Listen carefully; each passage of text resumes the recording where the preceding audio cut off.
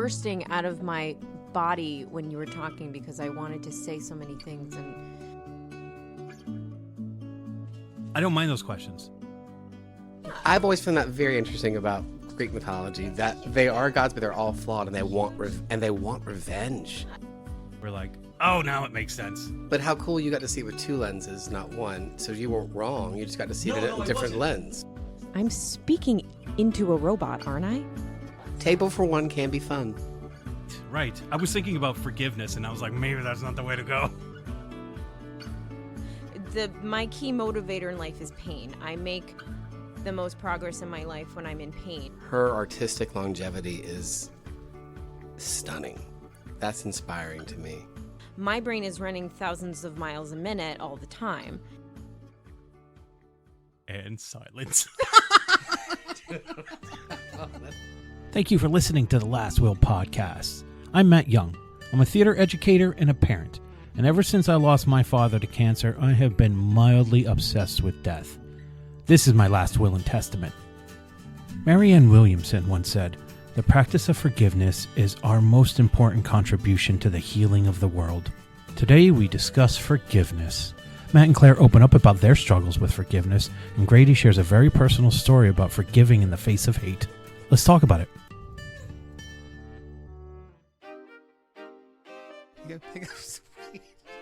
Whatever.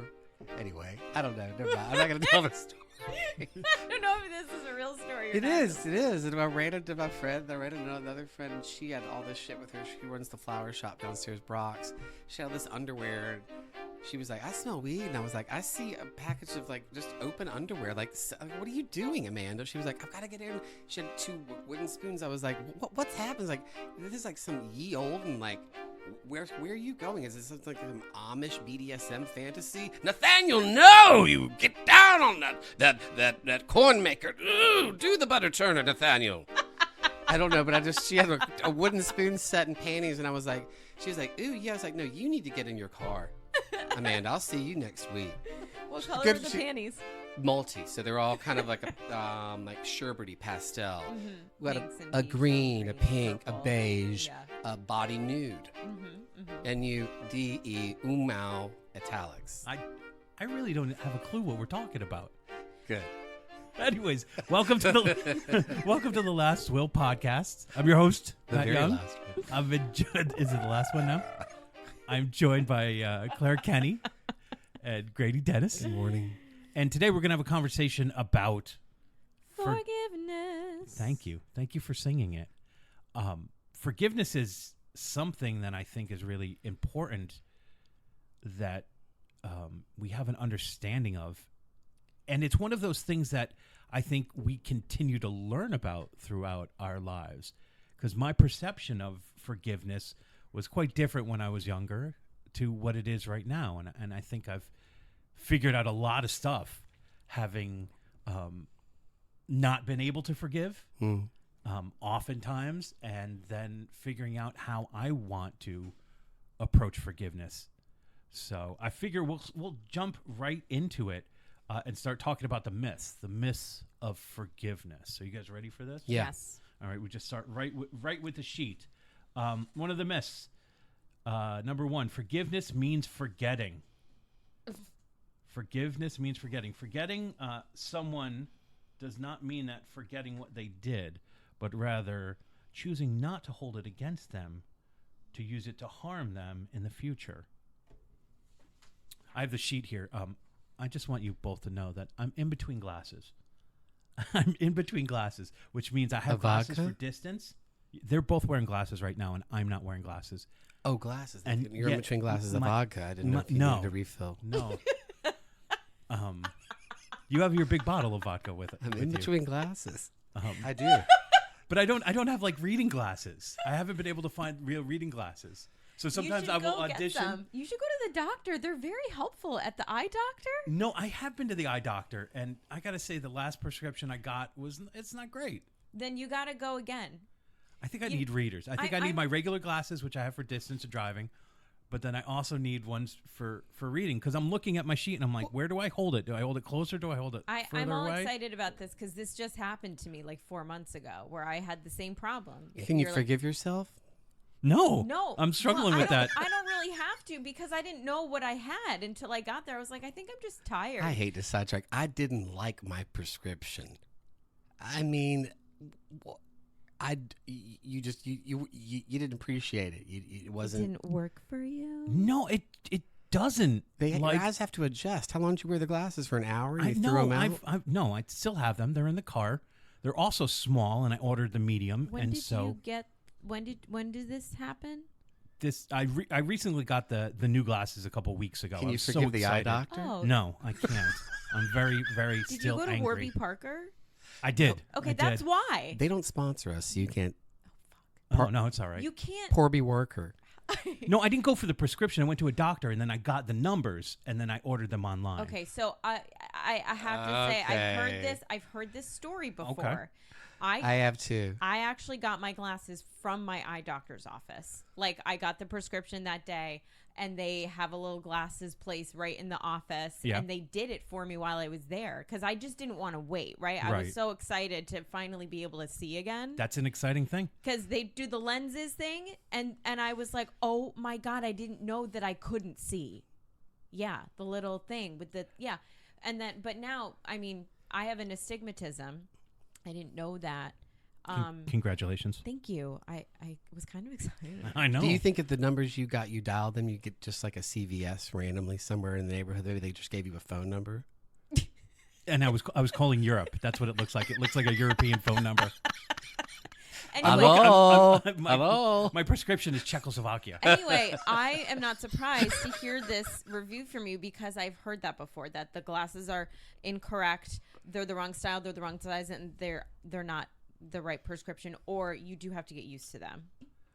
I've been wearing them long enough that I should be used to them. I have about 4 pairs of glasses. The prescription has gotten worse. I had LASIK like over 20 years ago, so now this is like just age kind of hurting my vision because I had the worst vision as a kid. Well, 20 years ago, LASIK was just like a magnifier, and they just put you under the sun and let the heat hit you, right? Well, mostly they tell you to sit still. To sit still. Interesting. We're hearing sounds from around the neighborhood. Yeah, not a typical sound you would hear in an No, apartment building. and I almost thought our friend was throwing their voice, but they're not. Anyways, so I have like 4 prescriptions now, and I just got the new ones, and I didn't get it from the eye doctor because it just felt like so expensive. Like the frames are a couple $100, and Yes, then the they lenses are. are a couple They $100, and it's like Matt, seeing is worth the money. just do it. Just do it. So now, first you're advertising Warby Parker. I forgive you. And now, oh, thank you. And now you're advertising Nike. In this sidebar, I just want to say there are 2 important things. Actually, it's one important thing that gets split into 2. We're talking about forgiveness, and I think at first we want to talk about forgiveness of other people and how you grant forgiveness to people. And then there is self-forgiveness, and I think that's something that I want to touch on as well. Can we get an AI definition of forgiveness? Of forgiveness? Yes. My favorite. I like it. Yes. Okay. You didn't want to go right into the myths. You wanted to. I need something to Hang on to when you go to the bathroom. yeah. I think You have rails. I don't really know. I didn't understand forgiveness until about 3 years ago. In what way? Kind of sitting down with the thought and then having to take some action to practice forgiveness in others, not so much myself, but looking at the way that I thought people had wronged me, and then instead of sitting in the resentment, moving on and learning to love those people rather than, in that sense, an act of forgiving people for being who they are. Well, isn't it oftentimes people are just doing what the best they can, or Yeah, I did just think what for they knew. most of my life, I didn't think of it that way. I Yeah. just kind of felt like I was a victim in my own world, and then I kind of the clouds sort of parted, and I was like, oh, there's a completely different way of looking at this, and so that for me was just not something I ever thought about. I never thought about forgiving others. Everything was always like, the world is happening to me, not like Right. I am in this world a part of others. So I'm trying to practice forgiveness Nice. more frequently. I mean, that makes a lot of sense. Here's what you asked for. Okay. Forgiveness is the act of letting go of resentment, anger, or the desire for revenge towards someone who has wronged you. It involves a conscious decision to release negative feelings and emotions towards the offender and to approach the situation with empathy, understanding, and compassion. Forgiveness does not mean forgetting. Oh, in the definition, we get to one of our myths. Forgiveness does not mean forgetting or excusing the wrongdoing, but rather choosing to move forward without holding on to negative emotions that can prevent healing and growth. It can be a powerful tool for personal growth, healing, reconciliation, and reconciliation in relationships. It's so interesting that you asked for that because I felt like I had a revelation maybe a couple months ago about that. I was like, oh, forgiveness is still having your, what is the word I'm looking for? Your hurts or that's not the word I was looking for. Your grievances, still having your grievances, but saying this person is important in my life enough that I'm going to put away my grievances and try to connect to them, even though these things hurt me, and try to move forward. But like consciously saying, all right, there's A, B, and C that are my grievances. And if I really want this person in my life, I just have to throw them away and be willing to listen to what they have to say. But also, if it goes both ways, they have to do that too. And if they're not willing to let go of their grievances, then it can't happen. It won't happen. Well, sometimes I think that, throwing away a grievance is actually not so hard. You know, if it's something that's kind of, it's like if someone has an illness and, they can't do anything about it, and you kind of have a resentment against them because you always have to take care of them, or they're always unable to do things that you want them to do. And they they're a party pooper. They, I'm not going to say they like shit the bed all the time, but you can choose to act through compassion and care for that person and love that person, or you could resent that person for having this thing that they can't do anything about. Right. And it's your choice. It is your choice to stay in that, or to stay, or or move on, and then be of service and act in the other person's best interest. But it also takes a lot from you to be able to enjoy your own life. And also, I mean, I'm just talking in terms of like, if it's a family member, a partner, or somebody that that you have to care for, that I think an illness, if someone has an illness, and it could be of a medical illness, but it also could be mental illness.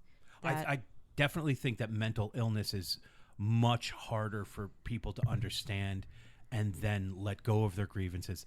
I think, at least for myself, when it comes to an illness like a disease such as cancer or something like that, Parkinson's, Alzheimer's, all of that, I don't know that I experienced that as much in terms of like, you may have resentment, but I don't think there's anything to forgive as much as yourself. You have to kind of let yourself up from that and then feel your feelings and be able to move on, to let go of that, to like release that resentment, because there are things that you can control and there are things that you can't control, and to spend time worrying about those things that you can't control will just weigh you down. Well, I think if you grow up in an environment where there is some sort of illness and maybe you don't know it's an illness, and then you are,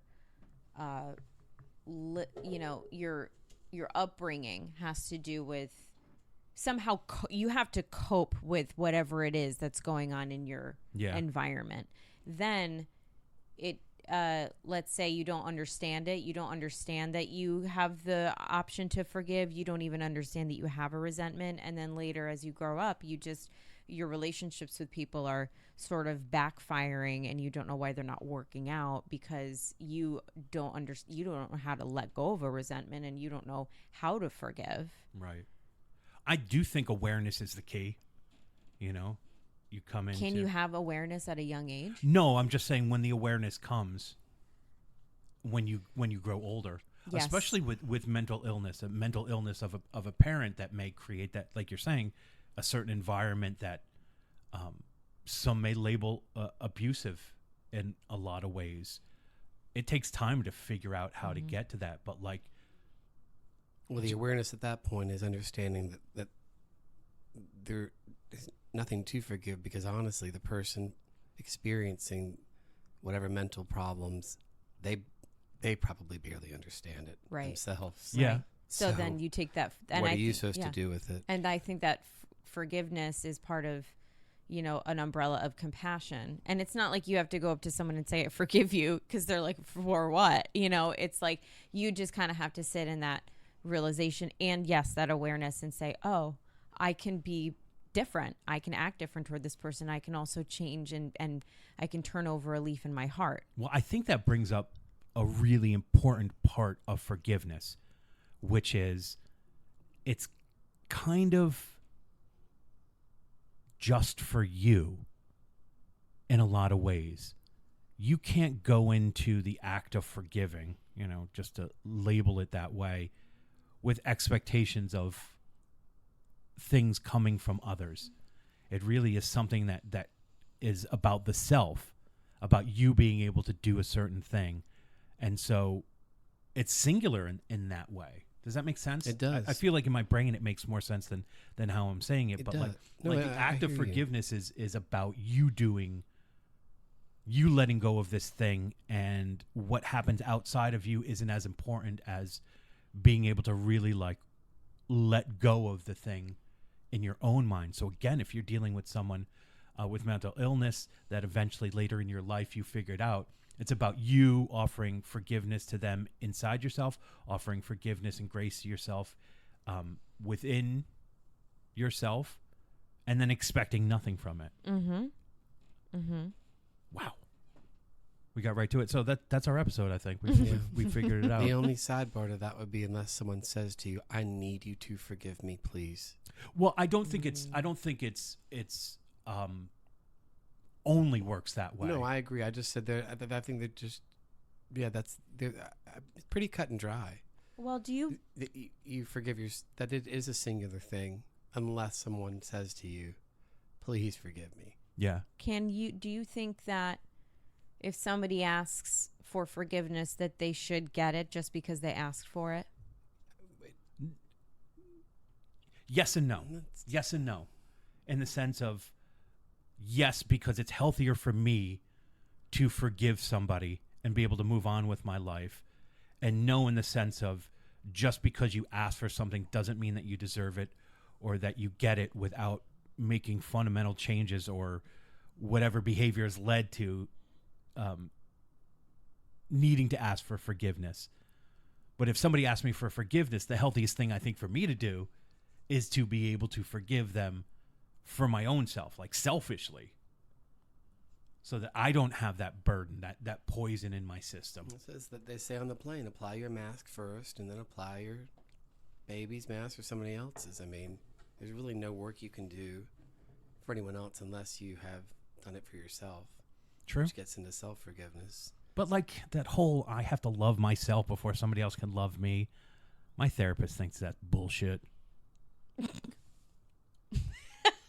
Well, just thinks that's bullshit. That's funny because I know I your think- therapist. I know, right?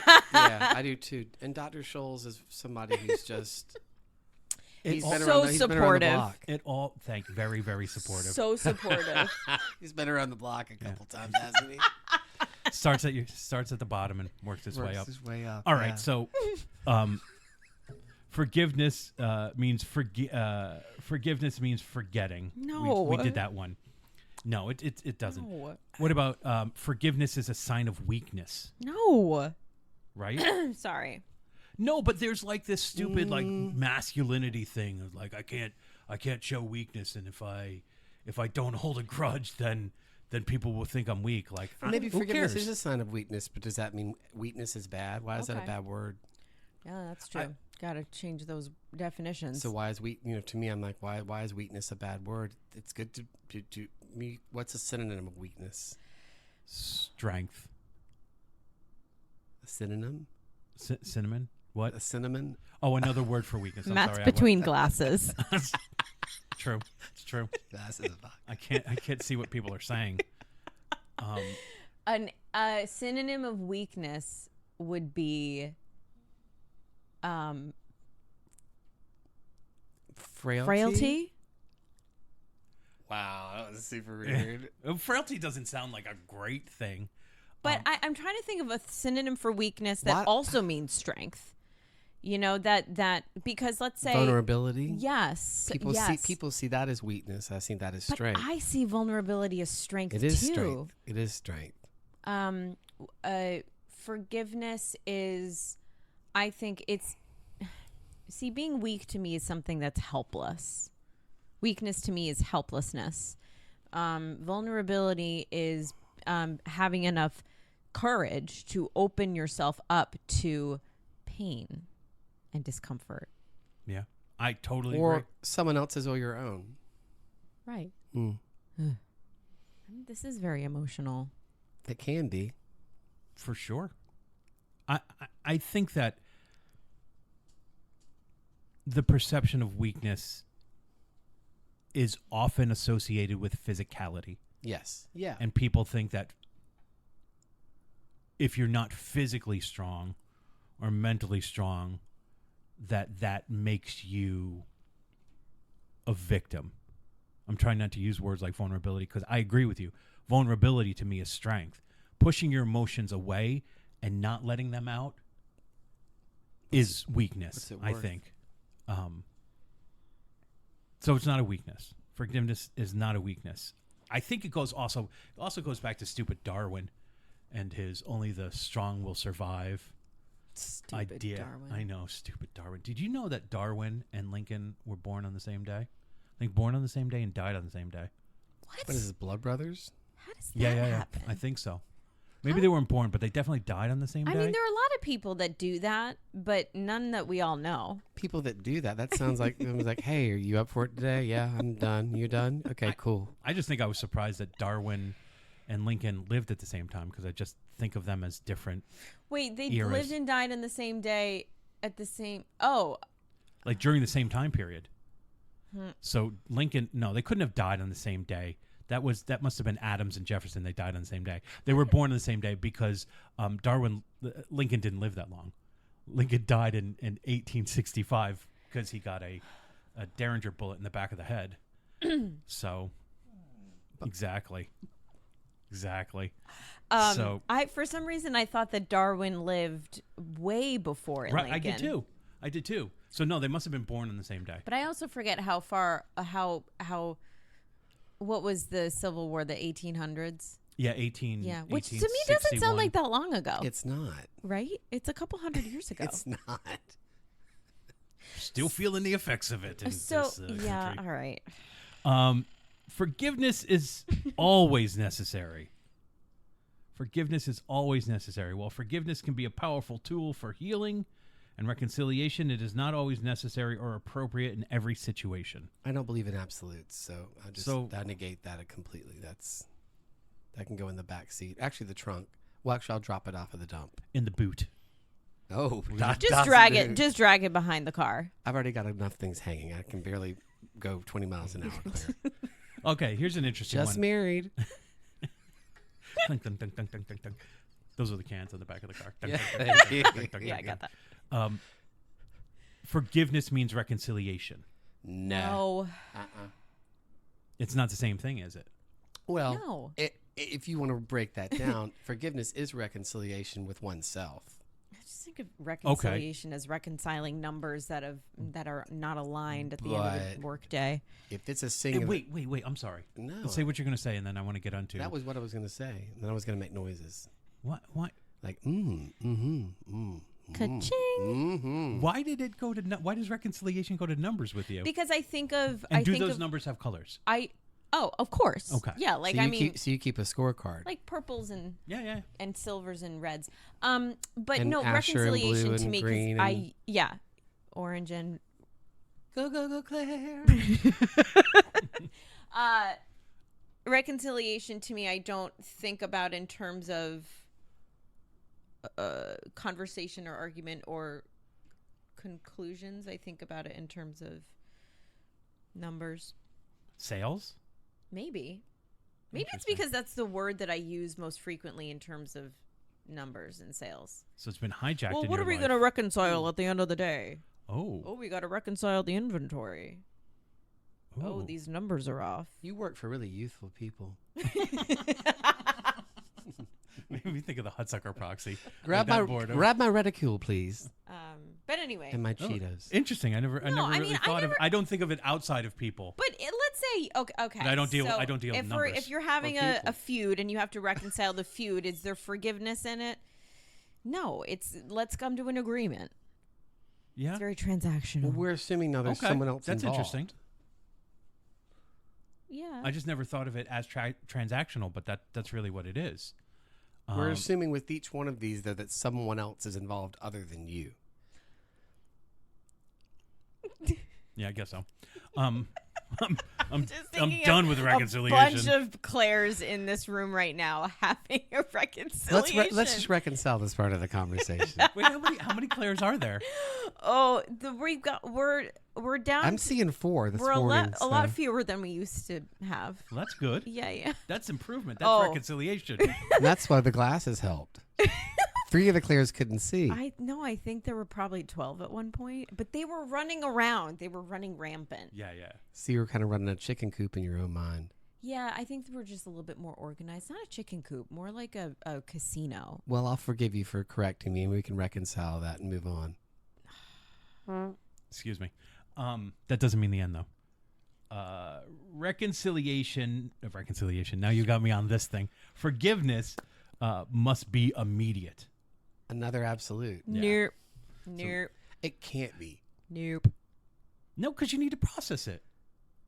I mean, Like if there's a grievance, I'm not just going to use that language. If there's a if grievance, there's a grievance, that's different. you Yeah. need to process it. Yeah, I mean, I get into quick how do I say this? Not arguments with people at work, but little conversations that can be fast, and one person's not understanding the other, and one person's talking over the other, and then no one knows what the other one said, and then we have to kind of at the end of it be like, this is what I meant, that's not what I meant, what I said, blah blah blah. Okay, I'm sorry. Okay, great, we're moving on. Right. With that, there is a little bit of, oh, that person didn't mean what I thought that they meant, so I'm Yes. gonna just move on from that and chuck that one in the garbage, press delete. And then so there could be a little bit of forgiveness in that, like quick forgiveness, but you don't have to say, oh, I'm sorry, I character assassinated you in my mind and now I'm gonna forgive you. You don't have to say that. Now we know how those conversations at work go. That's a huge insight. I also am sorry that I used the A word, Which was? assassinated. Oh, no, I get it. I Yeah, get it. It's a just touchy don't- subject. I don't like to talk about. I don't like to say that sometimes. You hired killers? Yeah. Mm-hmm. It's a little tough. Anyways, so it can happen. It can be immediate in certain situations. When there's a deeper hurt, I definitely think processing is a longer process. And also not that you aren't fond of the people that you work with. I'm not saying you in general, but people in general, that whatever the work family sounds like the wrong way to put it, but the people that you work with, it makes more sense to figure out that grievance right away so that you're not carrying that through your work day and yeah, past, so you and can then move on. absolutely. Mhm. Absolutely. So in the work, we approve of it as an immediate. Forgiveness erases consequences. Another myth. Forgiveness does not mean that the offender is exempt from facing the consequences of their And action. who am I to tell someone what their consequences are? I don't like that at all. Well, just the idea of like, if you wrong me, there has to be consequences. No, there doesn't. Well, I think the natural consequences are if there's a grievance between you and the other person, is you're not gonna have me as a reference or as a support in an immediate way, because I'm Well, that's true. Pull- Won't be your pulling friend back. anymore, kind of thing. right. But it's not like I'm taking my toys and I'm going. But there's a well, maybe it is a little bit.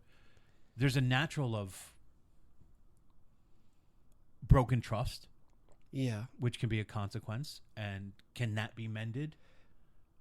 Not for many people. Yeah. Like you can without it though.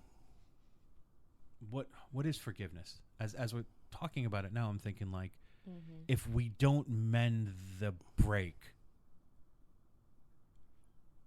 is the forgiveness? What does the forgiveness do? Does it even relieve anything in you? Well, so let's take a hypothetical. Like you have a friend. You're you're a kid, right? You guys have play dates, and then somebody does something not cool, and you and let's say you have parents who decide, okay, you're not gonna, this thing happened. It's probably best if you don't go over there again. And you say, okay, fine.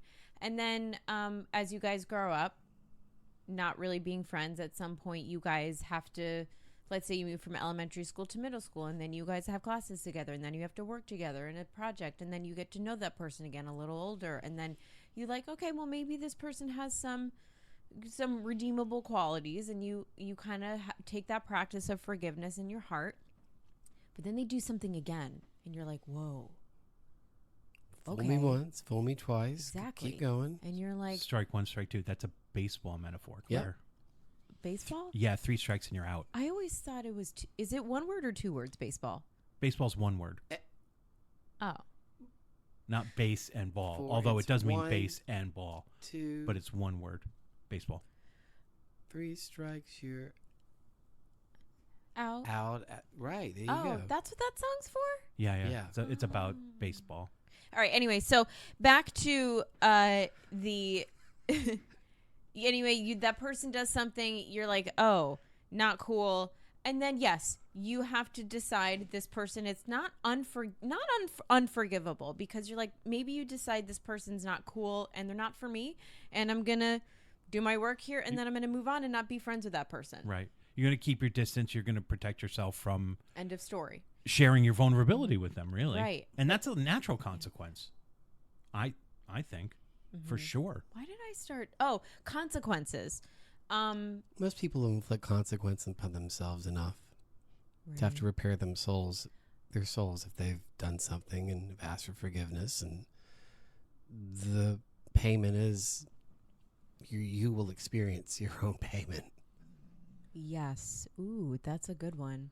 You'll experience your own bill and your own payment. Well, because So then anybody that wants to punish or torment, then that becomes something different. right. Well, because And- then what if you stay in and you're that no- toxic friendship for many, many years, and then And often people will do, because they're scared of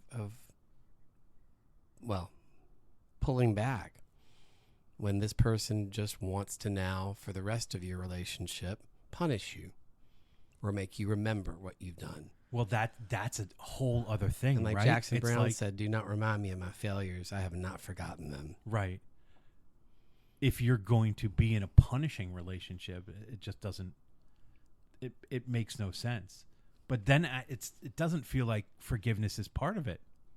Because You it's know? not, even though it's Right. been talked about. I forgive you, but just to let you know, I'm going to remind you every day. every time we talk. sometimes I think that if I imagine having the forgiveness conversation with somebody, and because I struggle with gray area thinking, I'm very black and white. I either have absolved somebody of their sins in my mind, or I will hold a grudge. I have a really hard time of staying in between. I don't know what that's like. I don't Are you always in the gray area? always. I think I feel like I understand both. I I know sometimes you. I know you both You're now. like Bendu.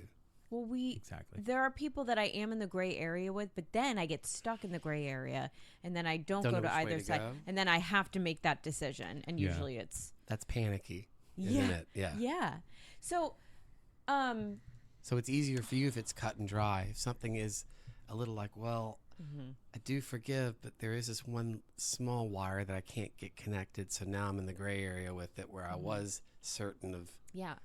that I'm on this side, and now I'm in the middle. So and I maybe don't know. there's healthy gray area and unhealthy gray area. I think that it all should be gray area. I don't think Yeah. anything. I don't think anything is black and white personally, even though we may see it as such. We are always in a gray area.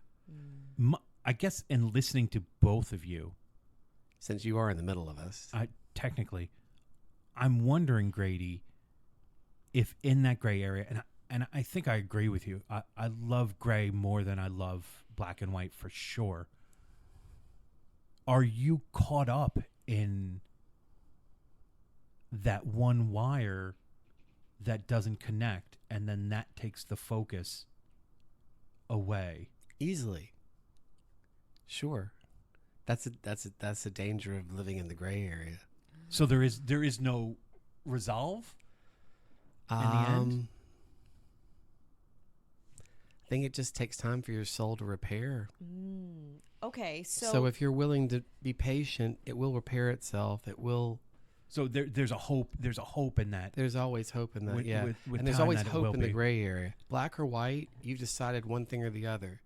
I feel like, I guess, staying in the gray area, the way that my mind views things, that I'm always able to either attack or retreat. You're more. You're not cornered. Yeah. You're. I don't know. You're out in the open in the gray I, area. before you say something, Claire, I do want to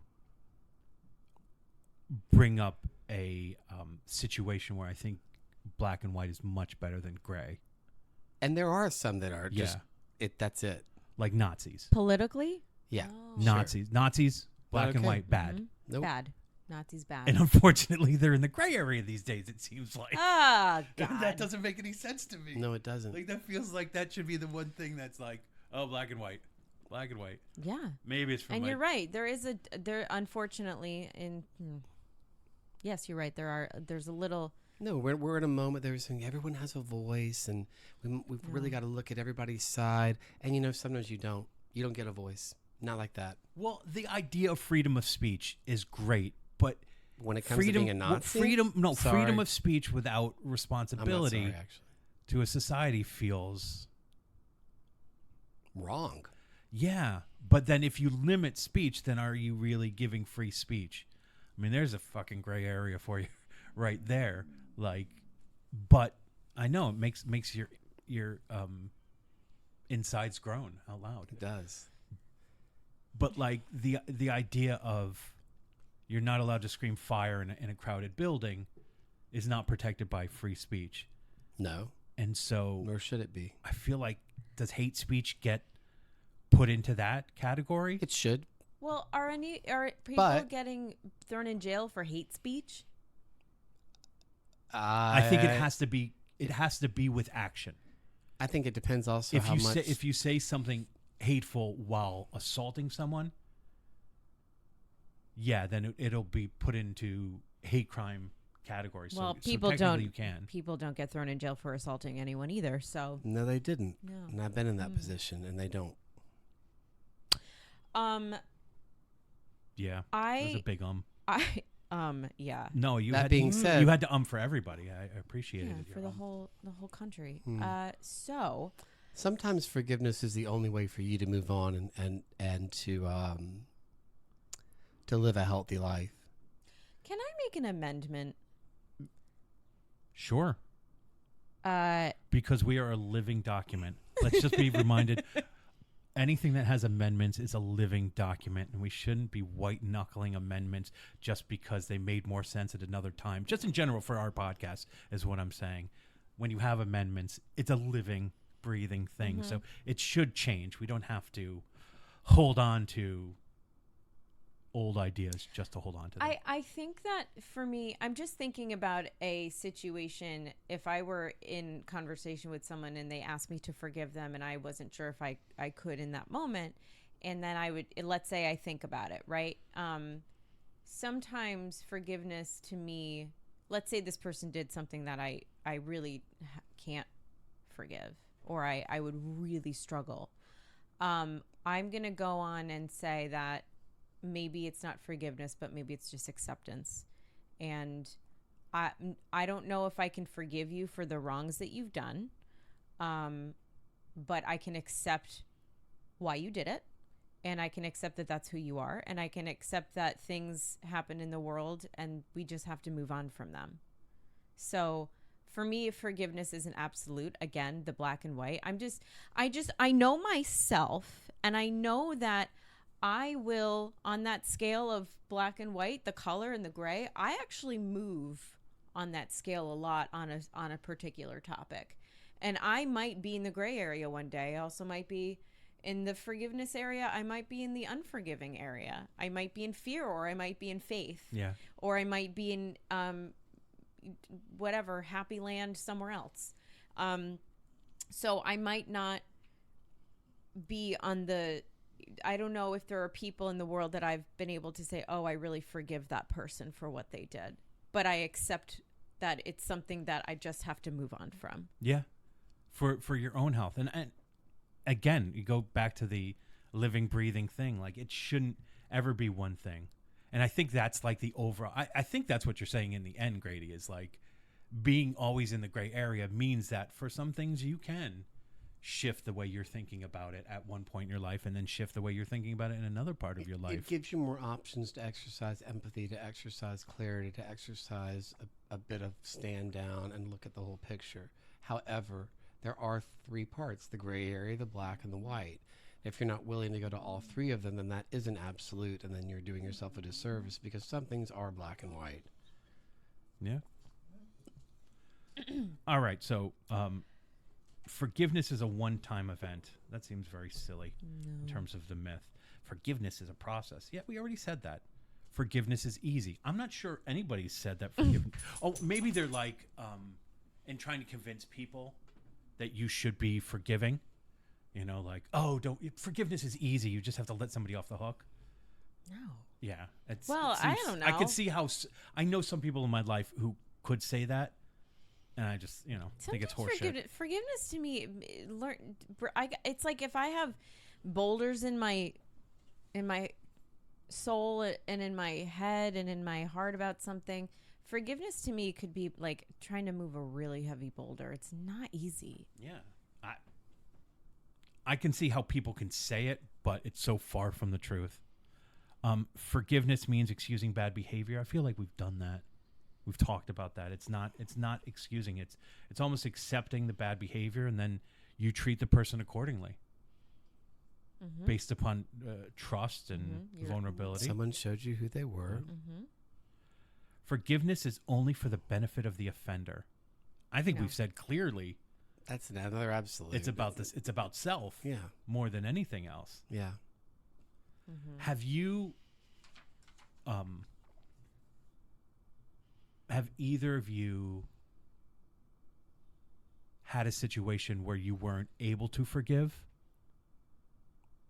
I have one. No. I have one. For sure. No, surprisingly, no. What about you, Claire? Before I tell my story. You tell your story. Okay. So this whole thing came about, obviously, because I lost my father. He died over 20-something years ago. It's like 22, but when I say 22, it just feels, it's probably 23 at this point. And he died of cancer, so we were all around. He was at home when he was dying, and it was me and my mother and my sister and my grandfather and my best friend Eric and the nurse, and there were probably other people there that I can't really remember. And as my father was dying, he was gasping for his last breath. We were all sitting there with him. His father, my grandfather, just kept screaming out to him. He'd be like, Lenny! My father's name was Leonard. Called him Lenny most of the time.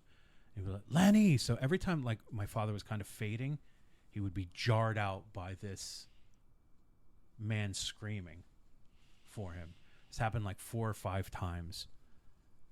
My grandfather was not a good father to my father. I'm incredibly fortunate that my father decided that he didn't want to be like his father instead of being like his father. Otherwise, my upbringing would have been much different. He was verbally abusive. I'm sure he was physically abusive, but my dad didn't really talk about that. He was a selfish man. Now, I understand that losing a kid is a horrible thing. My father died at 53. It's pretty unthinkable.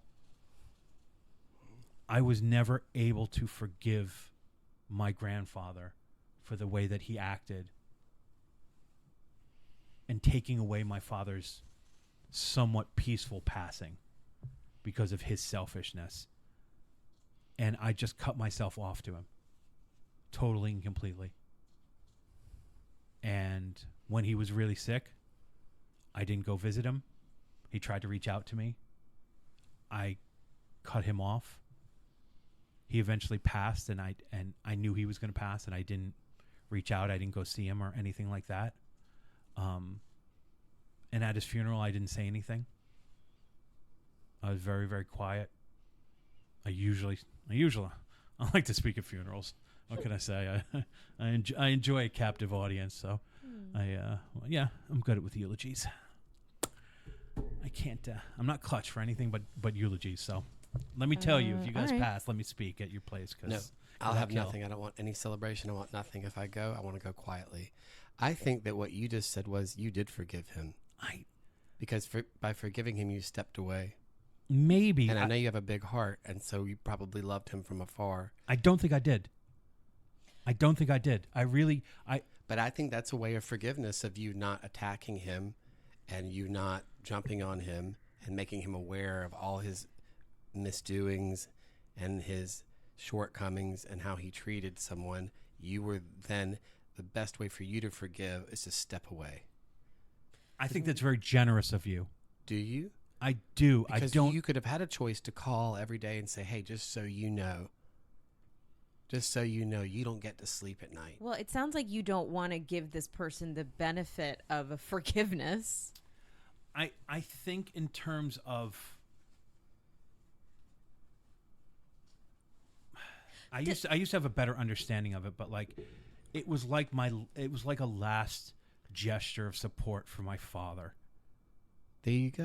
Was to cut him out, was to withdraw when I knew he wanted me to reach out and to connect with him, and I feel like I was punishing and not doing that. Mm-hmm. I feel like I wasn't being graceful to him. I don't think that's punishing him. I think that's taking care of yourself and your family. Well, but were you punishing or were you taking care of yourself?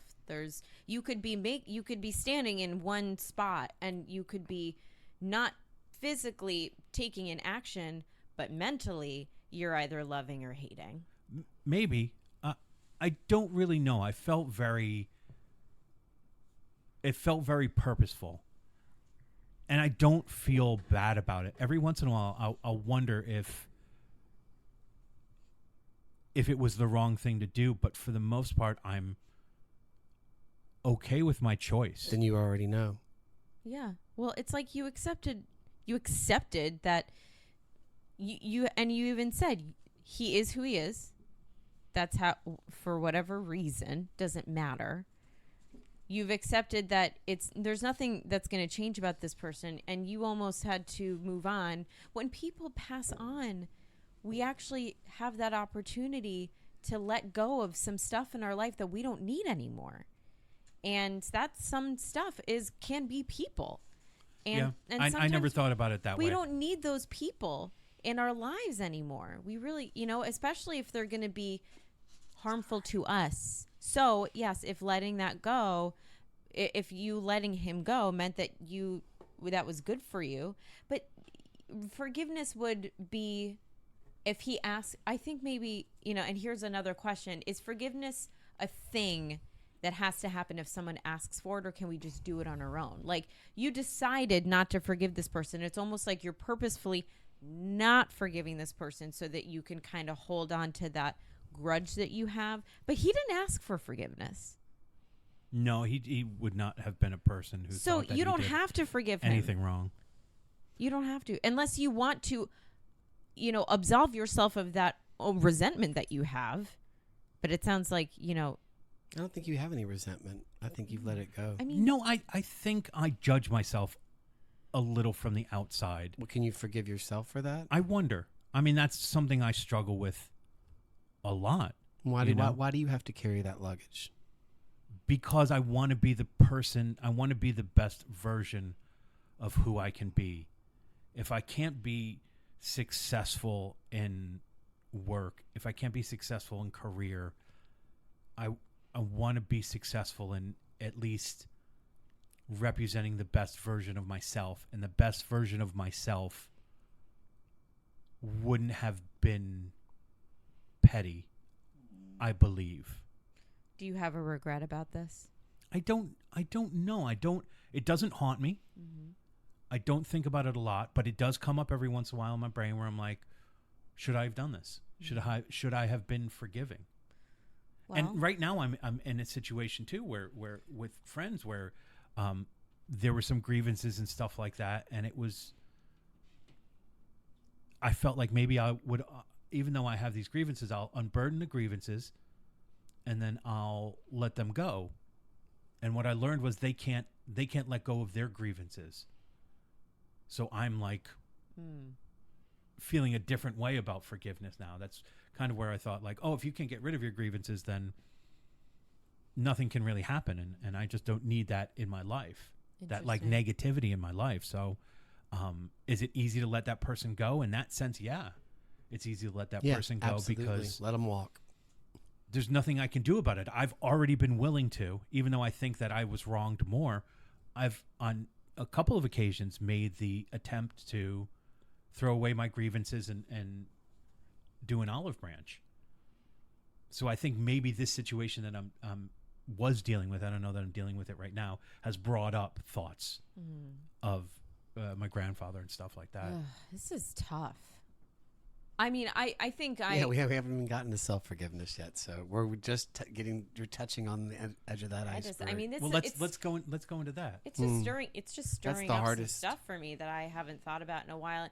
And things that they do come up in my brain, and I ruminate on them for a bit, and then I get kind of emotional, but then I sort of get distracted by something and move on. But the opening up peeling back this onion right now is kind of getting me to think about things that it's adding a little weight to me that I don't feel like having right now. Well, I mean, isn't that like the thing too? Is dealing with the heaviness, because the heaviness doesn't come on a schedule. I mean, or when we want it to.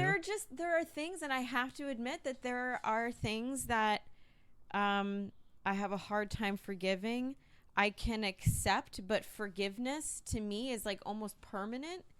And and this is me going in my black and white thinking. It's like, well, if I forgive you, then I've forgiven you, and I'm not allowed to get mad again. Well, yeah, because you're not allowed to hold that grudge and Right. punish. So that's a really interesting thought. Forgiveness does feel like it's the permanent solution to it. The gray man over here, what do you think in terms of, does that feel, the idea of forgiveness feel like you've made a permanent? It doesn't matter what it feels like. It's not. There's nothing's permanent other than death. So for you to say that you don't have any problems, but every now and then it comes up with your friend, and you go, well, I mean, it's still going to come up. Your grandfather will still come up. The day it stops coming up means you've kind of gone cold. I think what I'm connecting to with what Claire's saying is, whatever the issue was, this one issue, this grievance or set of grievances with this person, if you've chosen to forgive, then continuing to harp on these things, these grievances, feels like you've made a permanent choice about not doing that anymore. Well, there's two, and then they can do more grievances that will bring us back to it, which means things change. But I do think I agree with the idea that if you've forgiven yourself and forgiven the person for whatever that cause was, continuing to relive the problems. Well, then you and play punishing victim them. then for the rest of your life. Right, If you're right, gonna right. relive it. If you want to relive it, and we forget, you go through it in the mind. It's, that's my theater mentor. You think the thoughts and the body will do. So you go through it in the mind. Your body manifest body destiny. will relive it. Yeah. I want to hear Your what body Grady will relive it, and has that's a to very say, deep thing. because It he is. said that he's. Oh, Matt, you asked if there are people we can't forgive, and Grady said no. Didn't you have? I just want to know how you can. How is it that you have no one in your life that you can, that you can't forgive? I mean, that you can. The people that you can always forgive. How is it that I can have anyone in my life that I can't forgive? Wait, did I say that right? I Can we understood delete what that you said. question. How can I But what am afford I to have trying to say? How can you? Is there no one in your life that doesn't deserve forgiveness? That's not my decision. You. Deserving is not my decision. I don't get to decide what people deserve or Is not. there anyone? Grant, not deserve. Grant. Is there Grant anyone forgiveness. in I your don't life I that you? can't grant forgiveness. I can't really grant anything other than to myself. I'm not a judge or jury. I'm not that powerful, and I'm not that caught up in the gray area or myself to think I'm big enough to be able to do something like that. I am not that powerful. Well, what about this last issue that I won't even bring up the details with? That was very hard. Mm-hmm. With me, Yeah, the thing at the place where they did the thing. being assaulted. No. I can talk about that. Okay. When I was assaulted in a deli in 2008, because I'm gay. We can go into a lot of details. There are two guys, a lot bigger than me, broke my ribs, broke my nose, almost sent me down a flight of stairs in a deli backwards, which probably would have snapped my neck and killed me. And I instantly forgave. I still have no ill will towards them. My sadness comes that someone is capable of that. And so my prayer is that I hope that one day that their hearts are clean and clear of being able to harm someone they've never met, that has nothing to do with them, that hasn't bothered them, and potentially end their life. And that changed my life forever, but it didn't change my heart. My heart got bigger with that, and I never harbored any ill will toward them. I felt sorry for them. And that was immediate for you. Absolutely, because also I wanted to forget it. I wanted to let it go Absolutely. and forget about it. So for me to not forgive them and talk about them and how could they do this, I don't know them. I don't know them at all. They're wasted. See, when I hear that, They told me why they were doing this, so calling me the F word. You want some of this? I could go into it. We don't have to, but yeah. So they were very verbal about why they were doing what they were doing. And when I woke up, I was on one side of the deli. It's about 4 a.m. I was working at a bar, shut the bar down, gone to get my grilled cheese at the deli, and my gut said, "Don't go in tonight. You don't need it." It's my dragon gut I talk about. Yeah. I went anyway, and fully lit bar, tons of white young hipsters, and of course the only dudes who did anything for me were the Latino dudes working there, who hopped over the counter, I guess, and pulled him off of me. And when I came to, I was just in a pool of about a quarter inch of my own blood. Did not know where it was coming from, and didn't know what to do. Called the police. They didn't come, and I went home. It's a long story, but then I just bled out of my nose and thought, well, I've got to go to the hospital. They thought I had a punctured kidney, possibly a lung. I didn't. I'm okay. I'm fine. Very lucky. Very lucky. So I was like, how are you lucky? I'm lucky because I didn't die. But in that moment, I thought I would. And I said, I was thankful for the life I had had. And if that was it, that was it. But I've never been upset with them. That's something so deep rooted and deep seated in someone that they're capable of doing that. That's way beyond me. And if it wasn't me, it'd have been somebody else. It wasn't personal. That's the other thing too, with forgiveness. Oftentimes we're like, oh, I'm like, hey, guess what? It wasn't personal. So you can dwell on it all you want, but that was going to happen to you or is it going to happen to somebody else at the hands of this other person or this group of people or whatever. So you forgive all you want or you forget all you want. It doesn't matter. Move on. Now, if I hadn't moved on from that, I've had PTSD from that, sure. And you couple that on top of being on the spectrum with ADHD, and that is really can be very harmful and hurtful and sad. But I don't really go there, and yet if I think about it, I can smell the deli. I can smell my blood. Yeah. I feel the floor. I feel the coldness of the floor. And so I chose to just, I don't know, my heart chose to let that go. It wasn't a choice I made. I didn't think about, I'm going to forgive them. I just did. And it doesn't make me I don't have the high ground at all. I just kept moving on. Is there a chance that in just moving on, it was some issues are not processed for you? Yes, sure. Because I just wanted to forget about it. I wanted it to be done. It was over Right. with. Police told me don't pursue it. They have these connections. If you do, they're probably going to hurt you further. They'll hurt your friends. They'll hurt where you live. And so I said, fine, I'll do this for Yay, everybody. Justice system. I'll do this for everybody, and I'll just move on. See, And that's okay. I No, don't- but is it? Yeah, it is okay. see, Because I don't it know is if- okay because I would never act like that. I don't know if I would never, ever do that to anyone. Of And course. so And there was a mirror that showed me, my God, this is what people are capable of. And it didn't matter that it was me. That it was anybody. It would have been anybody. And the thing was I used to, then after that, I would see this guy on the train almost every week. He didn't know who I was. Had no idea. And that's when I was scared. And then I realized, he doesn't even know who I am. He didn't know who I am. So you had those thoughts after this incident when you saw this person on the train. You did actively have those thoughts. I did get scared Yeah. because I thought, and then I was like, wow, actually, that's even almost egotistical to think he even remembers who I am. He doesn't know who I am. He and his partner, they don't know who I am. They never recognized me. But I never forgot his face. of course not. I also think, though, you're then taking the burden of the whole thing on you without working or processing this trauma, and then you have to carry it in a way that may be doing more damage as well. Like, your choice is incredibly enlightened, and you are a fucking superhero, so I don't want to hear anything else about that. But you also saying, I don't want to think about it, aren't you robbing yourself of the opportunity to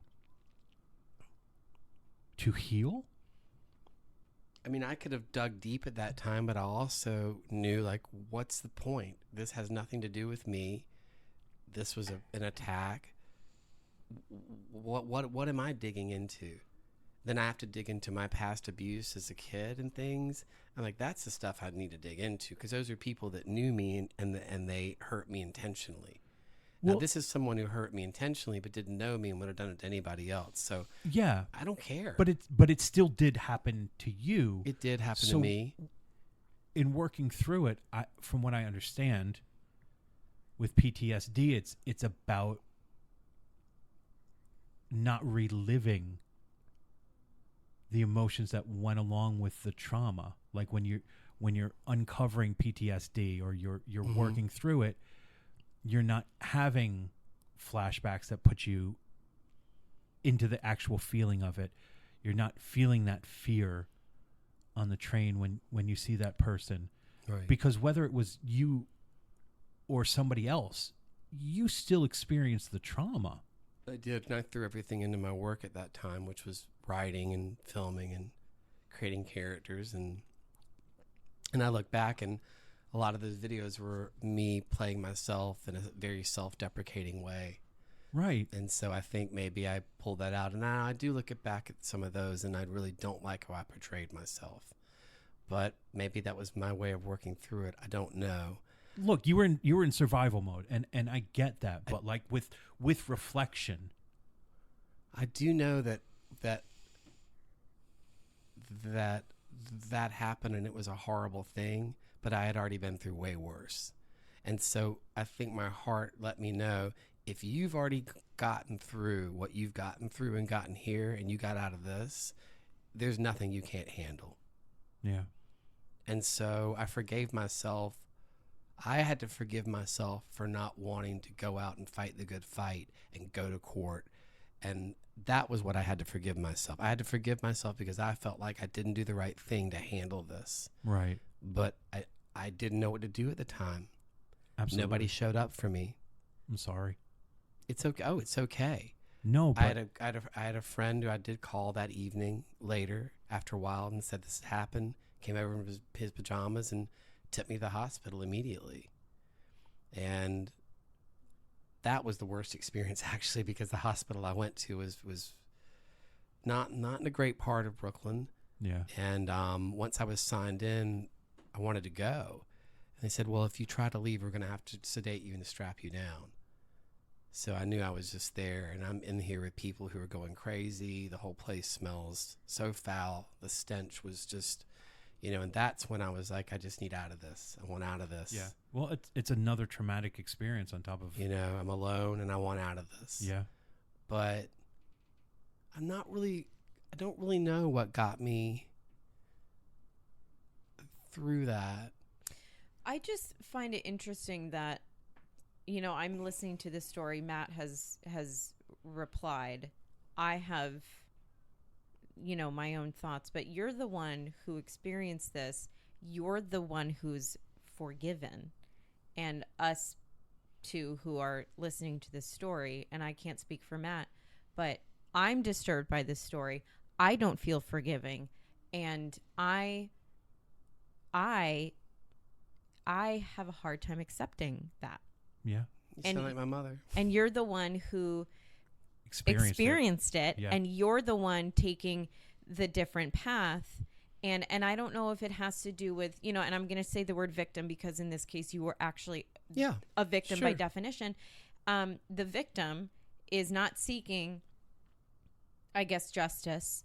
And those of us who didn't experience it, who are having our own feelings on this subject, want to go out and fight for you. I mean, I guess I have had a friend who experienced something on a different level of some sort of like a gay hate crime at one point, and I wanted to fight the world for him, and he didn't. And so there's two different, there's like what happened to you and your decision on how to handle it, and then there's other people and what they want to do for you because you're not doing it, or they feel a certain way because they love you and they want to protect you and they want to save you and they want to do the things because they have their own feeling about it, but it didn't happen to them. Like, I'm sitting here and this didn't happen to me at all. This happened to you. And I want, the way that I feel about it is that this isn't fair. This shouldn't happen again. We need to find these people so that, they're brought to justice and that this doesn't happen again. Unfortunately, when, the police who you talked to said, you really shouldn't, there is truth to that. Because they threw the case files away. And unfortunately, there are cases like this that happen all the world. Women who get sexually assaulted, and there's no evidence for it, because who has evidence of that? Oh, you want the videotape? Here you go. There's no evidence for it, so it doesn't get apprehended. And why would a woman want to bring it up or call the police at that moment when they know that nothing's going to happen? Yeah, and also their body was just violated. Yeah. So who wants to be around anyone, especially a bunch of men who are going to question her? And in this case, too, for anyone who is experiencing moments after assault, well, what did they look like? I don't know, my rib cage is broken. Can someone help me with that first, please? So anyway, there's a difference in vibe here right now, because there's your story, there's your forgiveness, your take on it, and the way that you had to process that as the victim of an assault. And I find it remarkable. And because I've never experienced anything like that, my traumas are like what I would call little T's in therapy. You know, there's big trauma and then there's little trauma. And I'm a highly sensitive person with traumas that I would say on a scale of, you know, if you wrote them out, they weren't very big traumas, but I have emotional demons, and I have, you know, little things that happen, little stories that pollute my light box in my head, you know, the things that poison my mind against me. And so that's, you know, that's what I work on a day-to-day basis. But I don't have the experience of assault in my life, and I don't have that sort of thing that I have to actively work on a daily basis to practice forgiveness and acceptance and compassion. I look at it now that I don't believe I really had any great choice to hang on to that and do the work and dig through it. Right. There's nothing to dig through. It was an assault. Mm-hmm. It's over with. Mm-hmm. It was an assault, and it was verbally stated by the assailants of why they were doing what they were doing. But I don't, you know, for me to go sit down with a therapist when I have way bigger issues from my childhood and my teen years and my early 20s in New York that I'm still processing and working through. I'm like, you know what, dudes, you don't get to have any space in my head. Okay? You don't get to take up any space. So that's how I moved on. Well, you don't get to have the space. I'm not giving it to you. Well, you took it on your own, and guess what? I'm taking it back. Yeah. You don't get to have that space anymore. Forgive you. I wish you the best. You're sick. Well, and the you fact don't have to wish them their best. I do. Why not? Why not? Well, the fact that this is just the icing on the cake of your... For me, why shouldn't they have the chance to turn their lives around and be better? I'm just saying, if they caught a little rash, that wouldn't be so bad. Some chafing. They don't have to have the best. No, I mean... What about blindness in both eyes, listen, and botching of the ears and cutting off the nose and their tongue? I'm not saying I don't wish them dead every night. I do. But... Okay. That's what I wanted to hear. No. We can move on now. Listen, I'm not... I'm sorry. I'm not in the business of revenge. I'm not in the business of it. I never have been, and I never will be. It looks so much fun in the movies, though. It does look so much fun in the movies, but I'm not in the business of tormenting anybody. I don't want to be tormented. I know what it's like to be tormented. Yeah. And you know what? Enough is enough. You're right. Well, there's only so much you can unpack in one lifetime. And if we could all have Liam Neeson... Just going and doing the work, you know, just saying, oh, this happened to my daughter. I'm not going to waste any time. I'm going to go beep the beeps, you know. Otherwise, like with Sally Field, not without my daughter, you know, you can't take her. And he's like, well, just give me all her jewelry and I'll go back to America alone because she's a lot to handle. Isn't that how the book goes? I never read the book, not without my daughter. I did. I'm still thinking about Liam Neeson and his special set of skills. Yeah. Look, it's so easy for us to be on the outside outraged for you because we love you, and I felt awkward in even pressing or asking anything, but I felt also responsible as we're discussing it to do that. But the choice that you made, whether you think you had a choice or not, is both commendable and the situation is so sad to me that was the only choice, you know? And I hope that maybe I'm hoping that we've come a long way from 2009. May 2008. Thank you for sharing, though. I mean, I don't mind sharing that at all. I don't mind sharing any of that at all. You know, and there's something to be said about this, you know, with all the other stuff that you said went on in your life, and you're like, this doesn't hold. I can't. No. This can't hold a place. And that also makes me sad because I'm like, oh, well, I guess he's got a lot of practice of. What's worse than that? A lot of things. Well, a lot of things. Well, we're going to unpack them all, Grady. You feel so comfortable in that mic. I mean, I just look, I've been trying to get Claire to open up even a little bit. It's like impossible. Pull the rollaway out. I mean, I'm just thinking about is that a sleeper sofa? Oh. Yes. Okay, just go ahead and pop it out. Let me lie down. Then we can really. Most therapy works on a the couch, though. Furniture in this house is amazing. Thank you. I feel like also in being able to forgive and move on from that, as an artist and a person, I grew a lot Yeah. and was able to use Art is a way That- of therapy, absolutely. for sure. And also, it strengthened parts of me that there are things I'm capable of doing that other people are not. Yeah. Because I know how I can go there and it doesn't damage me. And people are like, "Oh my God, you must be, yeah, how could you?" And I'm not, I learned how to, I think I've talked about this before. I learned how to put a power strip in. 2 plugs ain't gonna cut it with anything in your house. You've got to have a power strip. There'll be power surges all the time. You know, a power strip, everything's gonna blow. And then everything blows at once. I can't have that. No one can. You got to have a surge protector, and a surge protector's got to be on your heart and your soul. And it's really important for that to learn where the energy's going. How is it going? Where is it traveling? How is it traveling? What's it doing to you? Why it's traveling? So, can we upgrade? Can we upgrade to a generator? Okay, Claire, I'm going to stop you. I'm still caught up in my immature. You said the word blow, and so I lost my focus. Well, I think that was a really interesting conversation. Really, really great. I'm going to have to listen to this podcast again. You are? Because So you wipe front to back then?